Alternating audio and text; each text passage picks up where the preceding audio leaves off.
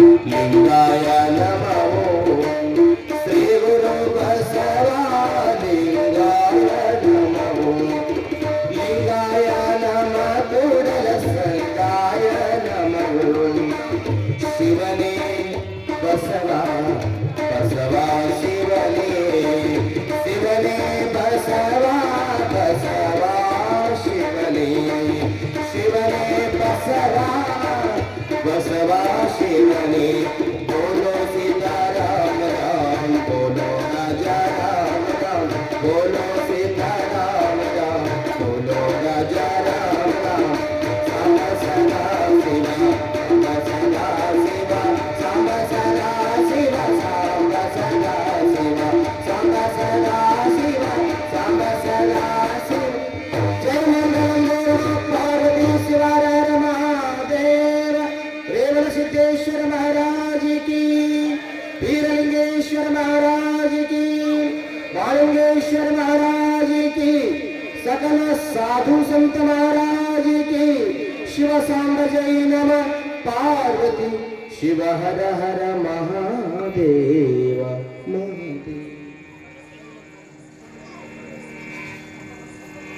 वक्रतुंड महाकाया सूर्यकोटि समप्रभा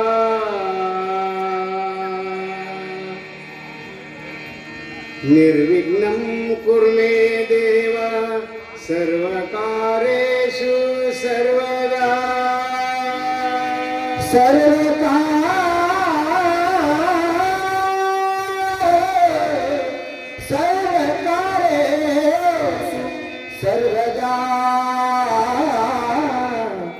सर्वदा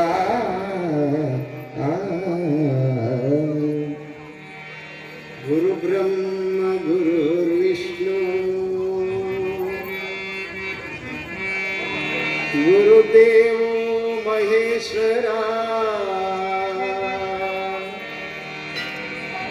गुरु साक्षात् परब्रह्म तस्मै श्री गुरुवे नमः तस्मै श्री गुरुवे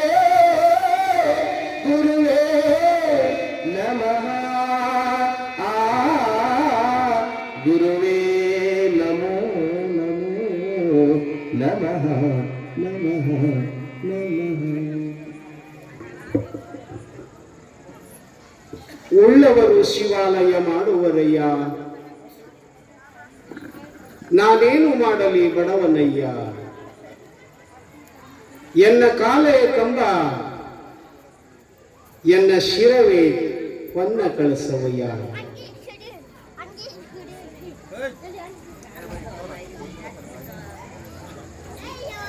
ಸದ್ಗುರು ರೇವಣ ಸಿದ್ದೇಶ್ವರರು ಪಂಚಾಚಾರ್ಯರಾದಿಯಾಗಿ ಜಗದ್ಗುರು ರೇವಣ ಸಿದ್ದೇಶ್ವರರ ಪಾದ ಪದ್ಮಗಳಲ್ಲಿ ಪ್ರಣಾಮಗಳನ್ನು ಸಲ್ಲಿಸಿ ಈ ಕ್ಷೇತ್ರದೊಡೆಯ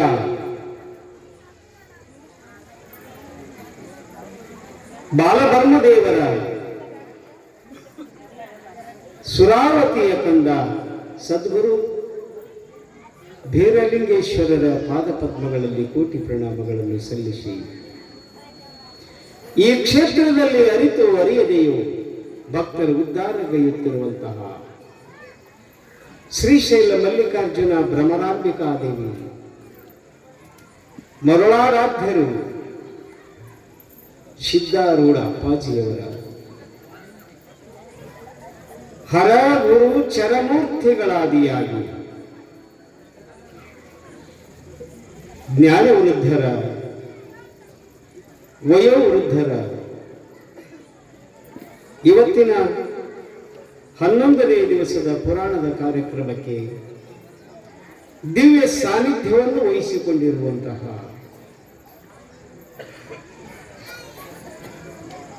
ಸದ್ಗುರು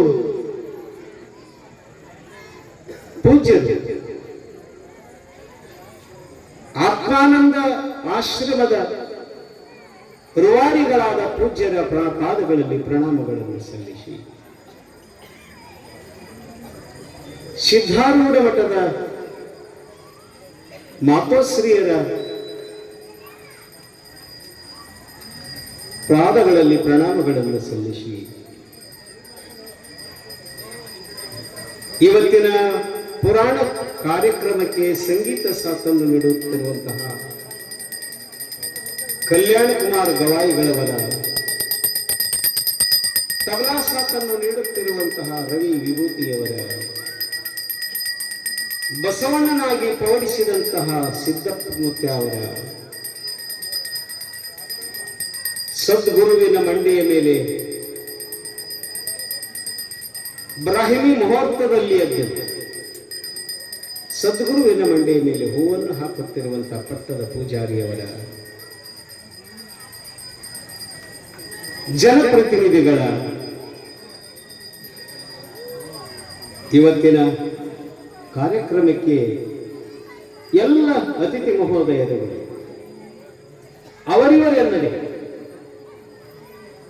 ಇವತ್ತಿನ ಕಾರ್ಯಕ್ರಮಕ್ಕೆ ಆಗಮಿಸಿದಂತಹ ಎಲ್ಲ ಶರಣ ಶರಣೆಯರ, ನಿಮ್ಮೆಲ್ಲರ ಹೃತ್ಕಮಲದಲ್ಲಿ ಜ್ಯೋತಿಯಾಗಿ ಬೆಳಗುತ್ತಿರುವಂತಹ ಪರಮಾತ್ಮನಿಗೆ ಶರಣು ಶರಣಾರ್ಥಿ, ಶರಣು ಶರಣಾರ್ಥಿಗಳು.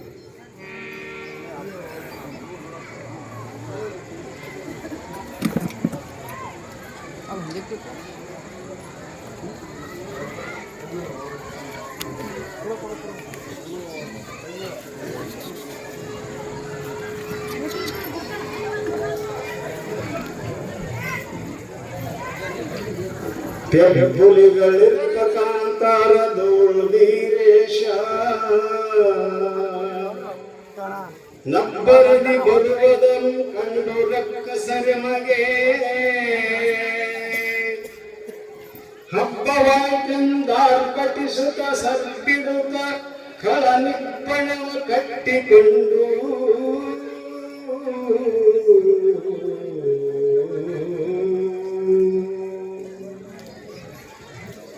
ಭಂಡರ ಕಸರ ಮೂಕೊಂಡು ಹರುಷದಿ ನಿಮ್ಮ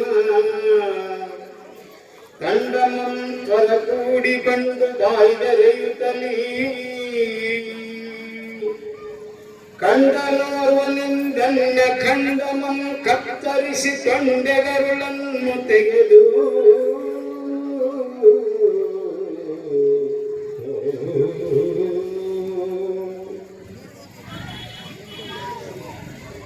ನೀನು ಸದ್ಗುರು ಬೀರಲಿಂಗೇಶ್ವರರು, ಜಗದ್ಗುರು ರೇವಣ ಸಿದ್ದೇಶ್ವರರ ಹಬ್ಬವನ್ನು ಮಾಡ್ತಾರೆ.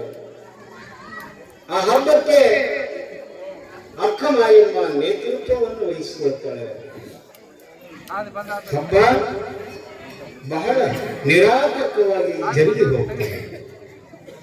ಹಬ್ಬ ಮುಗಿದ ಮೇಲೆ ಜಗದ್ಗುರು ರೇವಣ ಸಿದ್ಧರು ಆಶೀರ್ವಾದವನ್ನು ಮಾಡಿ ಬೀರೇಶ್ವರರನ್ನ ಕರೆದು ಕಿವಿಯೊಳಗೆ ಹೇಳ್ತಾರೆ, ನೀನು ಮಾಡಬೇಕಾದಂತಹ ಕಾರ್ಯ, ಜರುಗಬೇಕಾದಂತಹ ಮಾತ್ ಕಾರ್ಯ ಇದೆ. ನೀನಿನ್ನು ಮುಂದೆ ಜಂಬಿಗೆ ಜಮಖಂಡಿ ನಾಡಿನಲ್ಲಿ ಇರುವ ಕೋಣಾಸುರ ದೈತ್ಯನನ್ನು ಮರ್ದನ ಮಾಡಬೇಕಾಗಿದೆ. ಆ ನಿಟ್ಟಿನಲ್ಲಿ ನೀನು ಹೋಗಬೇಕು ಅಂತ ಆಶೀರ್ವಾದವನ್ನು ನಡೆದರು. ಹಾಗೆ ಜಗದ್ಗುರು ರೇವಣ ಸಿದ್ಧರು ಹೋದ ಮೇಲೆ ಈತ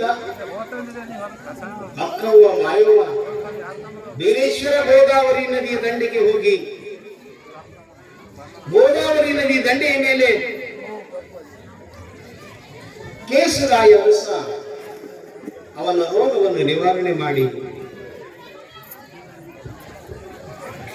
ಅವನಿಂದ 5 ಸೇರು ಬೆಳ್ಳಿ, 5 ಸೇರು ಬಂಗಾರ, 5 ಸೇರು ತಾಮ್ರ, 5 ಸೇರು ಕಂಚು, ಹೀಗೆ ಪಂಚಲೋಹಗಳನ್ನು 5 ಸೇರನ್ನು ಸೇರಿಸಿ ಪಂಚಗಂಗಿ ವಾಯುಗಂಗಾ ರೋಮಚೂರಿಯನ್ನು ತಯಾರು ಮಾಡಿದರು.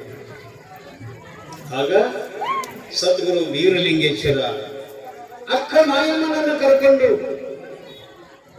ಎಲ್ಲಿಗೆ ಬರ್ತಾರೆ ಅಂದ್ರೆ ಜಂಬಿಗೆ ಜಮಖಂಡಿ ನಾಡು. ಜಂಬಿಗೆ ಜಮಖಂಡಿ ನಾಡಿನಲ್ಲಿ ಕೋಣಾಸುರ ದೈತ್ಯ ಬೆಳೆದು ನಿಂತಿರ್ತಾರೆ. ಪ್ರಾಣಿ ಪಕ್ಷಿಗಳು ಮನುಷ್ಯರಾದಿಯಾಗಿ ಎಲ್ಲರಿಗೆ ಉಪಟಳವನ್ನು ಕೊಡ್ತಾ ಇರ್ತಾರೆ. ತಾಯಿಂದಿರು ಶಾಂತತೆಯನ್ನು ಕಾಪಾಡಬೇಕು. ದಯವಿಟ್ಟು ಎದ್ದು ಆ ಕಡೆ ಈ ಕಡೆ ತಿರುಗಾಡಬಾರ್ದು. ಅಂತಹ ಸಮಯದಲ್ಲಿ ಕೋಣಾಸುರ ದೈತ್ಯನ ತಾಯಿ ಅಮ್ಮನ ಗುಡ್ಡದ ಎಮ್ಮಿಗುಡ್ಡದ ಅಮಕವ್ವ,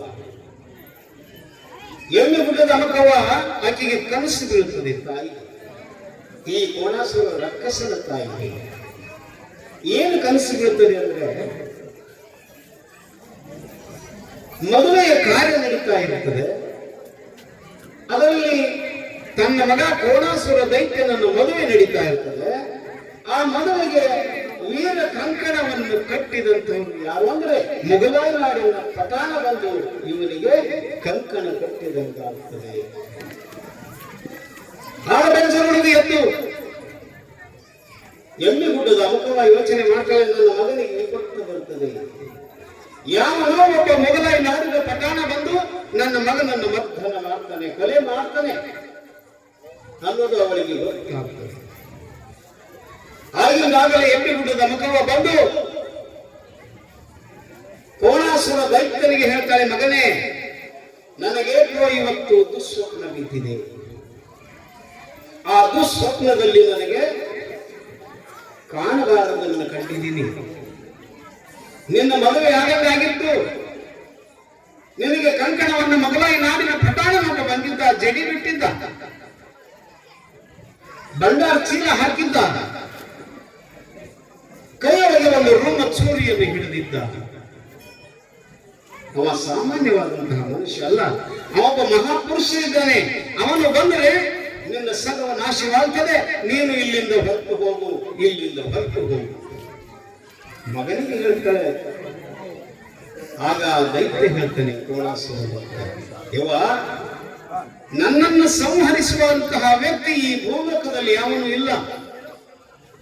ನಾನು ಒಂದು ಕಿವಿಯನ್ನು ಹಾಸಿ ಒಂದು ಕಿವಿಯನ್ನು ಹೊತ್ತುಕೊಂಡು ಮಲಗಿದರೆ 6 ತಿಂಗಳು ನಿದ್ರೆ. ಒಂದು ಸಾರಿ ಉಸಿರನ್ನು ಒಳಗಡೆ ಜೆಕ್ಕಿದರೆ ಮುಂದೆ ಇರುವಂತಹ ಪ್ರಾಣಿ ಪಕ್ಷಿ ಮನುಷ್ಯರೆಲ್ಲ ನನ್ನ ಒಳಗಡೆ ಸೇರಿ ಬಿಡ್ತಾರೆ. ಅಂತದರಲ್ಲಿ ಎಪ್ಪೋಸ್ಥಿತ ಒಬ್ಬ ಮೊಘಲಾಯ ನಾಡಿನ ಪಠಾಣ, ಅಂಥವನಿಂದ ನನ್ನ ಮರಣ ಆಗುವುದಕ್ಕೆ ಸಾಧ್ಯ ಇಲ್ಲ. ತಾಯಿ ನೀನು ಯೋಚನೆ ಮಾಡಬೇಡ, ನೀನು ಹೋಗುವಂತ. ಆದರೂ ಆ ತಾಯಿಗೆ ಕರುಳು ತಡೀಲಿಲ್ಲ. ಹೇಳಿದ್ರು, ಮಗನೇ ಯಾಕೋ ನನಗೆ ಬಿದ್ದಂತಹ ದುಸ್ವಪ್ನವನ್ನು ನೋಡಿದರೆ ನಿನಗೆ ತೊಂದರೆಯಾಗ್ತದೆ.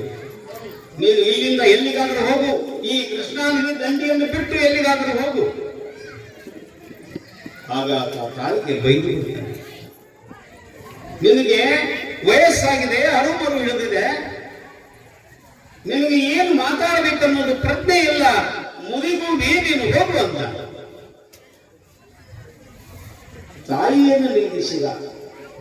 ಜಗತ್ತಿನಲ್ಲಿ ಭೂಮಿಗಿಂತಲೂ ಭಾರವಾದ ವಸ್ತು ಯಾವುದು ಅಂದ್ರೆ ಅದು ತಾಯಿ. ತಾಯಿಯನ್ನು ನಿಂದಿಸಿದ ಮಾತ್ರಕ್ಕೆ ಅವನು ಮಾಡಿದ ಪುಣ್ಯ